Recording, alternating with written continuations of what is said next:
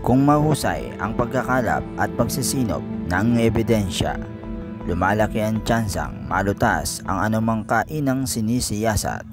Kaya nga, sa bawat kainang matututukan ng aming kamera, ay dadalhin kayo ng biyaheng food trip ni Boss Bill sa mismong sentro ng investigasyon. Bawat takbang ng mga vlogger at digital creator ay aming sasabayan hanggang sa pagpupursigi sa paghahanap ng katotohanan.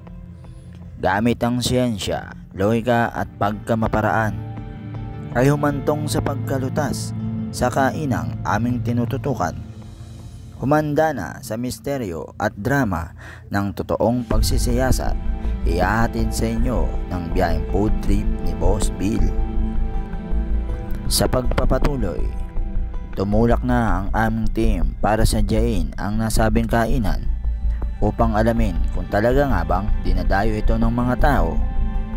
Pagdating sa nasabing lugar, ganap na alas 10 ng umaga, ay bigo kaming abutan ang kanilang mga parokyano dito. Dahil ayon sa nakausap ng aming informante, alas 6 ng umaga nag-uumpisang dumami ang mga tao dito at tuwing gabi din ay dinadayo ito ng mga tao. Kaya nagpasya na kami na umorder ng kanilang tinda dito nang sa ganoon ay matikman namin kung talaga nga bang patok ang mga tinda nila dito.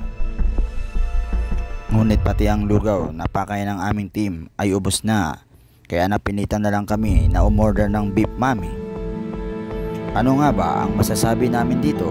Inyong pakatutukan ang mga susunod pang tagpo. So yun mga boss, no? TK man time na. So dito mga boss, ang in-order namin yung beef mami for only 50 pesos. Matitikman nyo na yung napakasarap na beef mami nila dito. Nung tinikman namin yung beef mami nila mga boss, grabe yung sarap yung sabaw nya. Sobrang lasang lasa mo yung beef. Tapos yung karne, talagang napakalambot. Tapos dito mga boss, unlimited yung soup nila. So pagka naubos yung sabaw, pwede kayong mangingin ulit. Tapos marami din silang mga tinda pa dito. May tapsilog, may lugaw. Kaya lang nagmamadali kami, kaya hindi na kami naka-order nung ibang pagkain nila kasi may pupuntahan pa kami. So yun mga boss, kung gusto nyo dayuin tong Soy Magalang Mami House, dito lang po yung matatagpuan sa Kapas Tarlac. Tapos mga boss, open po sila dito 24 hours.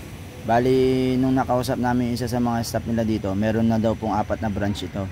Tapos yun nga, yung pinakamalakas na branch nila, yung dun sa Magalang, Pampanga. So yun mga boss, kung magagawi kayo dito ng Kapas Tarlac, huwag nyo kalimutan tikman tong Soy Magalang Mami House.